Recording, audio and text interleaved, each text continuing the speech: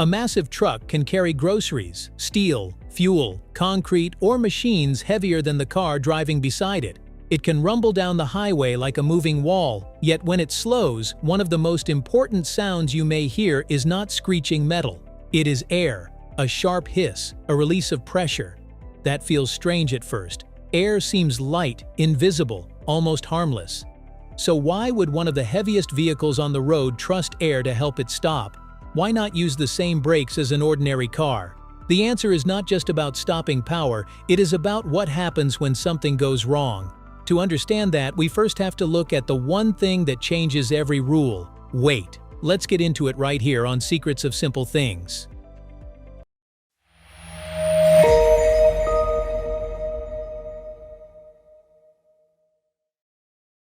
Weight changes the braking problem. A big truck is not simply a larger car. When fully loaded, a semi-truck can weigh up to around 80,000 pounds. That weight changes the entire braking problem. A moving object carries energy, and the heavier it is, the more energy the brakes must handle. Stopping a small car is one problem.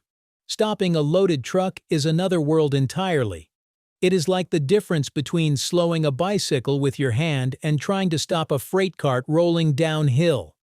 For a truck, brakes do not only need to be strong, they must survive repeated stops, long distances, heavy cargo, downhill roads, heat buildup, bad weather, and emergency moments. Every press of the pedal may be controlling a machine many times heavier than a family car. And if that system fails, the result is not just an inconvenient repair. It can become a disaster moving at highway speed. That is why the braking system used in an ordinary car begins to show its limits. Why car brakes are not enough.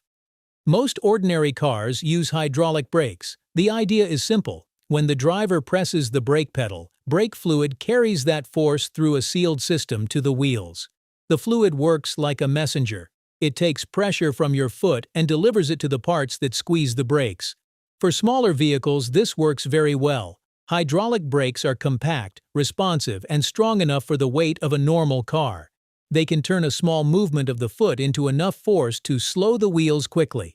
But the system depends on one important condition. The fluid has to stay inside. If the system develops a serious leak, pressure can drop. And when pressure drops, the message from the pedal may no longer reach the brakes with enough force. In a car, that is already dangerous. In a loaded truck weighing tens of thousands of pounds, it is far more serious.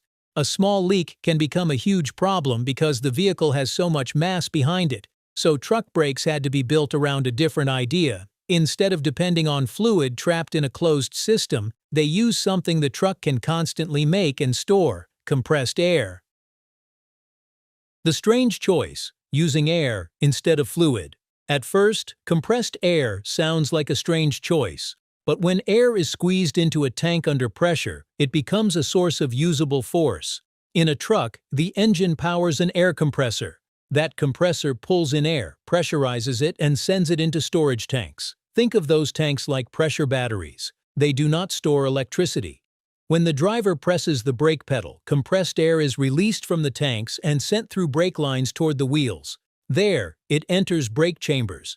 Inside each chamber, air pressure pushes against a diaphragm or piston. That movement drives a rod connected to the brake mechanism. From there, the idea becomes familiar. Brake shoes press against a drum, or brake pads press against a disc. Friction builds, the wheels slow down, the truck begins to stop. So the driver's foot does not directly squeeze the brakes. It controls air pressure, and that pressure becomes mechanical force at each wheel. But the smartest part of air brakes is not simply that air can push the brakes. It is what happens when the air disappears. The safety trick: air holds the brakes back. Here is the part that makes air brakes so clever. In many large trucks, the system includes spring brakes, and a spring brake has a simple instinct: it wants to apply the brake. Inside the system, a powerful spring is ready to push. Left alone, it would force the brake into action. What keeps it from doing that while the truck is moving normally? Air pressure. This is the strange reversal. In a big truck, air is not just the thing that applies the brake. It is also the thing holding part of the brake back. When the system has enough air pressure, the spring stays compressed, and the truck can move. When the driver presses the brake pedal, air is carefully directed to create braking force at the wheels. But if air pressure drops too low, the spring is no longer held back. It pushes into action and applies the brakes automatically. That means serious air pressure loss does not simply leave the truck helpless. The system is designed to move toward a safer state. Instead of relying on pressure only to stop, it also uses pressure to prevent the brakes from locking until needed. This is why air brakes are often called fail-safe. It still needs control and maintenance, but the basic idea is powerful. When air disappears, the brakes are not supposed to disappear with it. That fail-safe idea works because the truck carries a whole support system behind it.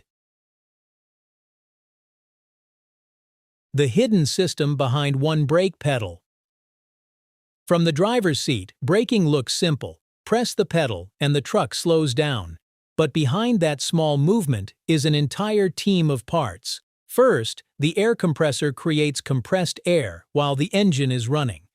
That air is stored in tanks, so the truck does not have to make pressure from scratch every time the driver brakes. The tanks act as a reserve, holding enough air for repeated braking, even if the compressor briefly stops working. Then come the valves and air lines. These control where the air goes and how much pressure reaches each part of the system. A light press sends less pressure, a harder press sends more. At the wheels, brake chambers turn that pressure into movement. Air pushes a diaphragm or piston, that movement pushes a rod, and the rod helps apply the brake. There is also another layer of protection: 2 separate air circuits. Instead of trusting one single path, many trucks split the braking system into separate sections. If one circuit has a problem, the other can still help provide braking power. This is also why air brakes can scale across heavy vehicles, from medium-duty trucks to large tractor-trailers. The system can be adapted to the size and weight of the machine, but air has one weakness that cannot be ignored. Real air is never perfectly dry. Why dry air matters. Air sounds simple, but real air is never perfectly clean or dry. It carries moisture, and when a truck's compressor pulls in outside air, that moisture comes with it. At normal pressure, a little water vapor may not seem like a problem. But inside a brake system, air is squeezed, stored, cooled, and pushed through tanks and lines. Under those conditions, moisture can turn into liquid water. It can collect inside tanks, settle in lines, and create trouble in places where reliability matters most. In cold weather, that water can freeze. In any weather, it can cause rust, corrosion, and damage over time. A small amount of water in the wrong place can make a strong system less dependable. That is why air brake systems use an air dryer. Before compressed air enters the storage tanks, the dryer helps remove moisture. The system also uses controls like a governor and pressure relief valves to keep air pressure within safe limits. And because the system protects lives, it cannot simply be trusted forever. It has to be checked. Safety depends on maintenance. Air brakes are powerful, but they are not magic. Their safety comes from design, pressure, backup systems, and regular maintenance working together. Brake shoes and drums can wear down. Airlines can leak. Tanks, valves, and brake chambers can be damaged. If the system loses too much pressure, or if parts no longer move the way they should, braking performance can suffer. That is why trucks need regular inspections. Air tanks may have to be drained because moisture can still collect over time, even with an air dryer. Drivers and maintenance crews also check the slack adjusters, which help keep the correct distance between the brake shoes and the drums. If that distance is wrong, the brakes may feel weaker, respond unevenly, or wear faster than they should. In a heavy truck, even a small adjustment can matter. So air brakes are not safe because of one clever part alone. They are safe because the whole system is built, monitored, and maintained to do one job reliably. The next time a truck slows beside you, that hiss of air should sound different. The invisible force keeping roads safe. Big trucks use air brakes because they need more than stopping power. They need a system that can handle enormous weight, repeated pressure, long roads, steep hills, and the possibility that something may go wrong. Compressed air gives them that system. It can be made by the truck, stored in tanks, sent to many wheels, and controlled with precision. More importantly, it helps create a safer failure mode. If air pressure drops too low, spring brakes can step in and apply the brakes automatically. So the lightest thing in the system becomes one of the most important. Air, something we barely notice, helps control some of the heaviest machines on the road. That hiss from a slowing truck is not just a mechanical sound, it is the sound of a safety system doing its job. So the next time you hear that sharp hiss from a slowing truck, remember, it is not just escaping air. It is a safety system doing its job. If you enjoy discovering the hidden logic behind everyday things, subscribe to Secret of Simple Things for more simple stories like this.